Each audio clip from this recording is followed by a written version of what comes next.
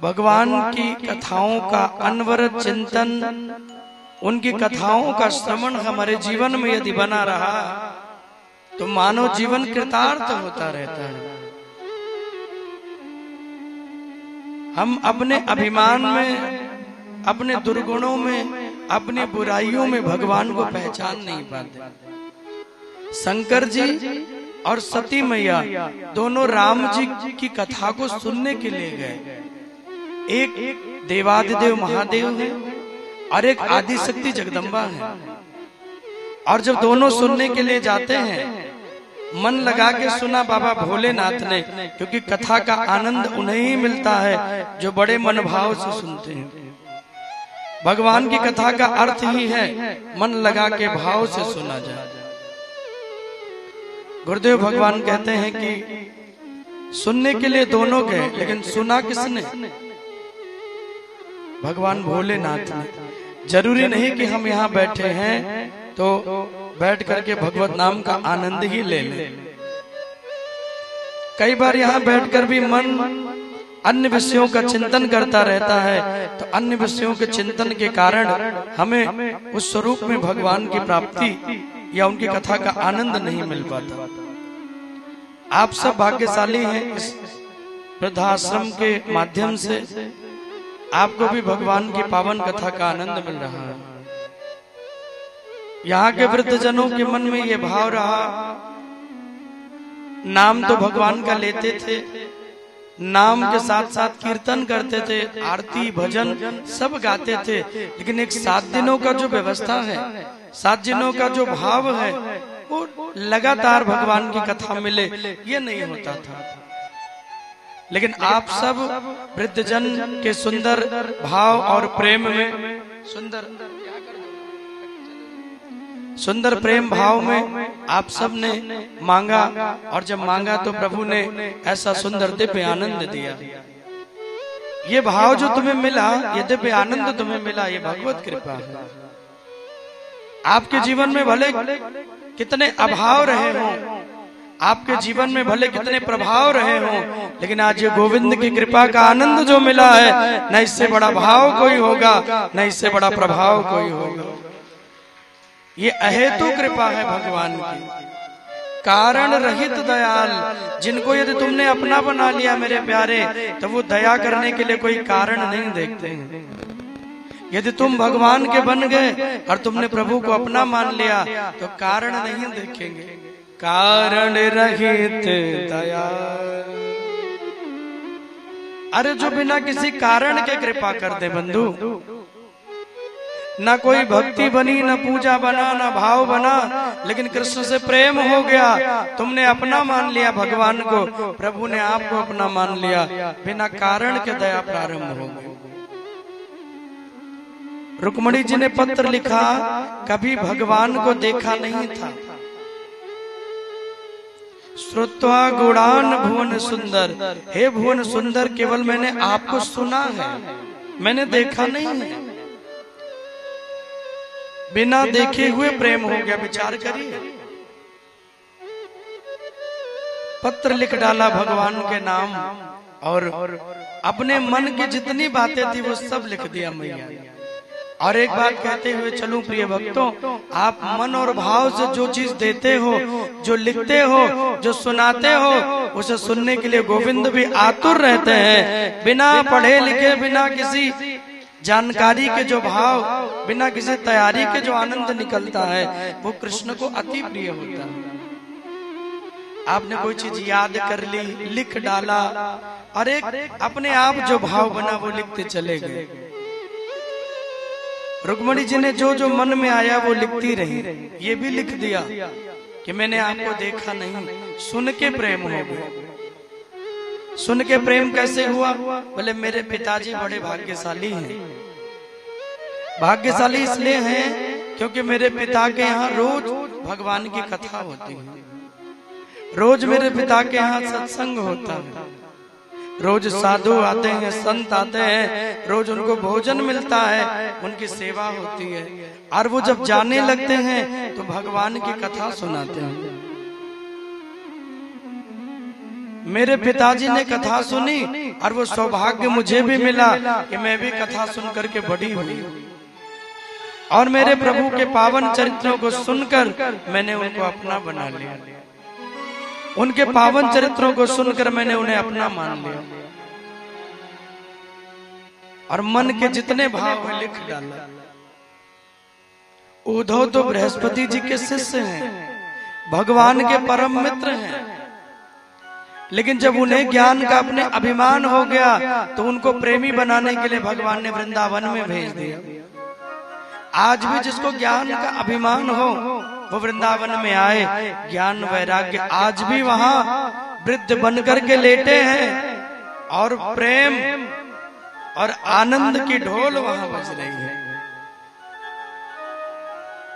वृंदावन के वृक्ष को मरम न जाने कोई, जहां डाल डाल और पात पात पे बस राधे राधे।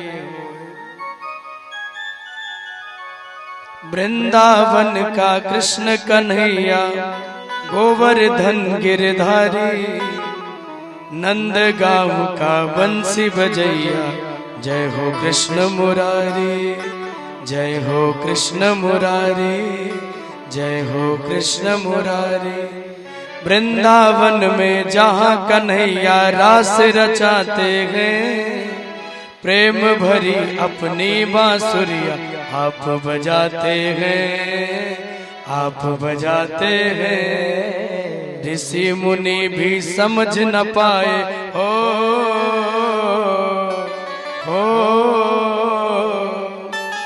ऋषि मुनि भी समझ न पाए, ऐसा प्रेम में गाऊं।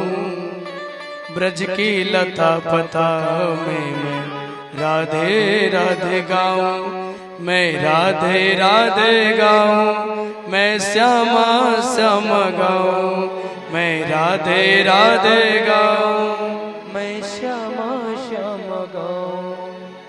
मेरा मन पंछी ये बोले उड़ वृंदावन जाऊं, ब्रज की लता पता में मैं राधे राधे गाऊं, मैं राधे राधे गाऊं, मैं राधे राधे गाऊं, मैं श्यामा श्यामा गाऊं, मैं श्यामा श्यामा गाऊं। नटवर नागर मुरली मनोहर, यशोदा माँ का लाला, नंद गाँव का बंसी बजैया, राधा का वो प्यारा, राधा का वो प्यारा, राधा का वो प्यारा। मेरा मन पंछी ये बोले उड़ वृंदावन जाऊं, ब्रज की लता पता में मैं राधे राधे गाऊं, मैं राधे राधे गाऊं, मैं श्यामा श्यामा गाऊं, मैं राधे राधे गाऊं, मैं श्यामा श्यामा गाऊं। वहां तो कण कण में प्रभु का नाम निकलता है। एक पत्ता भी ब्रज के वृक्ष का तोड़ लोगे तो उसमें भी राधा नाम सुनाई देता है। एक पत्ता भी, यमुना का एक बूंद जल भी हाथ में ले लोगे और भाव से विचारोगे तो उस बूंद जल से भी श्री राधे ये भाव निकलता है। वहां के लता पताएं, पशु पक्षी, वहां के मोर अहरनिश मेरे प्रभु का और राधा रानी का नाम गाते रहते हैं। उसी वृंदावन में उद्धव जी को भगवान ने भेजा। उद्धव ने कहा कि कन्हैया तुम परमात्मा हो। वो साधारण से गोपिकाएं उन गोपांगनाओं के लिए भगवान को रोते हुए पहली बार देखा। अरे वो रोए तो रोए, वो जीव हैं, जीवात्मा है कन्हैया, तुम तो नारायण हो, तुम भगवान हो। उन गोपिकाओं से तुम्हें इतना प्रेम कैसे हो? ना वो इतनी सुंदर है, ना पढ़ी लिखी है, अनपढ़ है, ना कोई भाव जानती है, ना कोई कला जानती है, ना कोई सेवा जानती है। बस कोई दूध निकालती है, माखन निकालती है, तुम्हारा नाम गाती है और तुमने इतना प्रेम कर लिया। भगवान ने कहा उद्धव एक बार चले जाओ, मेरी मैया यशोदा उन गोपिकाओं की सुध लेके आना, मुझे बड़ी याद आ रही है, क्या वो भी मुझे याद करती हैं? एक बार चले जाओ। उद्धव जी भगवान को समझा के हार गए। विचार किया कि जाऊंगा, वो गोपिकाएं जो प्रेम के आनंद में विवल हो रही हैं, उन्हें भी ज्ञान का मार्ग सिखा के आऊंगा। भगवान से आज्ञा ले ली, जाने लगे और अपना मुकुट भगवान ने दे दिया, अपना पीतांबर दे दिया, अपना रथ दे दिया। उद्धव जी रथ में बैठे और भगवान ने उन्हें भेजा। कहा कृष्ण ने उद्धव से तुम वृंदावन जरा जाना, वहां की गोपियों को प्रेम का कुछ तत्व समझाना। विरह की वेदना में वह सदा बेचैन रहती हैं, तड़पती हैं आह भर कर, बस मुझे याद करती है। हे उद्धव एक बार चले जाओ और उन गोपिकाओं की माता यशोदा की, मेरे बाबा की सुध लेके आना। भगवान के इस भाव को देखकर उद्धव समझ नहीं पा रहे कृष्ण कौन है। क्या कोई इनसे प्रेम करे तो इतना भी प्रेम कर सकते हैं, अपने ईश्वरीय तत्व को भूल जाए कि मैं नारायण हूं। रथ में विचारते हुए चले, मथुरा पार किया और वृंदावन की ओर आए। ब्रज का प्रेम देखिए। वृंदावन में प्रवेश करते ही ब्रज के कांटों ने उद्धव के पीतांबर को पकड़ लिया और उन कांटों ने कहा, उद्धव ज्ञान के मार्ग से हम तुम्हें वृंदावन में प्रवेश नहीं दे सकते, क्योंकि वृंदावन में ज्ञान वैराग्य का प्रवेश नहीं होता। वो बूढ़े बन के आज भी लेटे हैं। वृंदावन तो प्रेम की नगरी है, कोई प्रेम लेके आए उसको प्रवेश मिल जाता है। दो बूंद आंसू जो भगवान के लिए गिरा दे, उसको वृंदावन में वास मिल जाता है, उसे वृंदावन में वास मिल जाता है। आज उद्धव जी के पीतांबर को कांटों ने पकड़ लिया।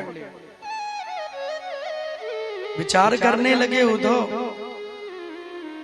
कि चले मथुरा से जब उद्धव वृंदावन निकट आया, वहीं से प्रेम ने अपना अनोखा रंग दिखलाया।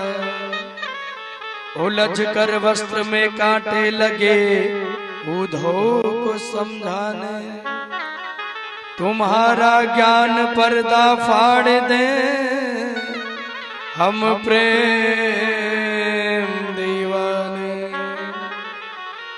आप ज्ञान लेके नहीं जा सकते। उद्धव ने पीतांबर को छुड़ाया, नेत्र भर गए, आगे बढ़ते गए। एक एक पग वृंदावन में रखते हैं, कृष्ण राधा का नाम दिखाई देता है। गायों के खाने के लिए भोजन चारा डाल दिया गया है, लेकिन उस ओर वो देख ही नहीं रही हैं। गाय के बछड़े भूख से बिलख रहे हैं, लेकिन कृष्ण की याद में अपनी मैया का दूध ही नहीं पी रहे हैं। बछड़े कहते मैया मैं दूध कैसे पीऊं, जिस दूध को पीने के लिए हमारे श्याम सुंदर आते थे, पहले वो दूध पीते थे और जो बचता था वो मैं पीता था। आज वो हमें छोड़ गए, अब उनकी याद आ रही है, मैं कैसे दूध पी लूं।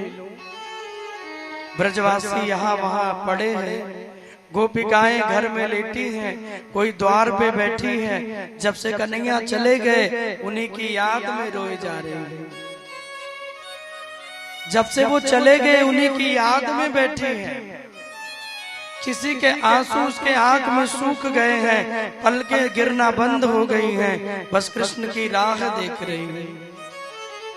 और मैया यशोदा जिनके बेटे हैं कन्हैया, आज कमरों में लेटी है। कई दिन हो गए न भोजन किया है न जल पिया। जब से कन्हैया चले गए मैया ने अन्न नहीं ग्रहण किया है। माँ को लगता है कहीं देवकी जी को पाकर मेरा पुत्र मुझे न भूल जाए।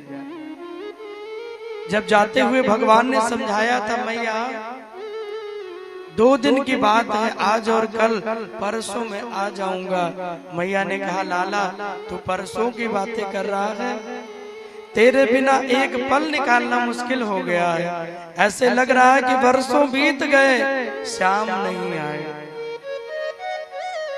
श्री राधा जी की ओर देखा, जैसे मानो कोई मंदिर में मूर्ति बैठी हो, ना सांसें चल रही हो, ना पलकें गिर रही हैं, ना आंसू बह रहे हैं, एक मूर्तिमान होके राधा जी बैठे।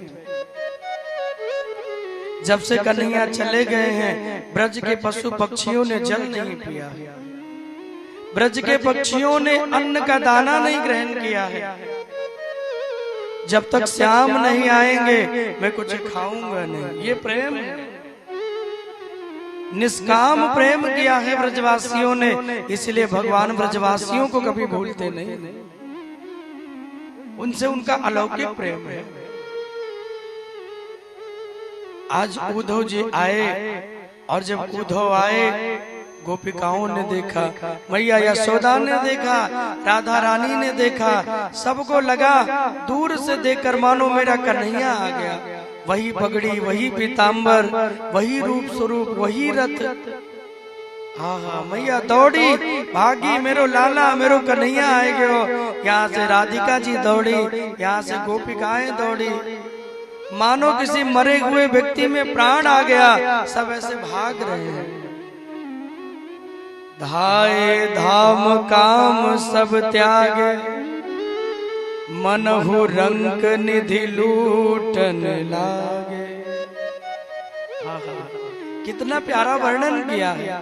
अपने काम को, धाम को छोड़कर कृष्ण को पाने के लिए भाग गए हैं। मानो जैसे किसी भिखारी को खजाना मिल गया हो, किसी अंधे को नेत्र मिल गया हो, किसी गूंगे को बाड़ी मिल गई हो, ऐसे भाग रहे हैं। मनहु रंग निधि लूटन लागे। दौड़े दौड़े आए, पास में पहुंचे, मैया फिर रोने लगी। राधिका जी उदास हो गई। उद्धव जी को देखकर कहा, आप आए मेरे श्याम को क्यों नहीं लाए? हे उद्धव जी, मेरे प्रभु कब आएंगे, मेरे कन्हैया कब आएंगे? सब रोने लगे। उद्धव देख करके विचार कर, ये हो क्या रहा है? मैं तो आया था इनको ज्ञान का पाठ देने, इनके प्रेम में मेरा ज्ञान ही शून्य हो रहा है। रो पड़ी राधिका जी।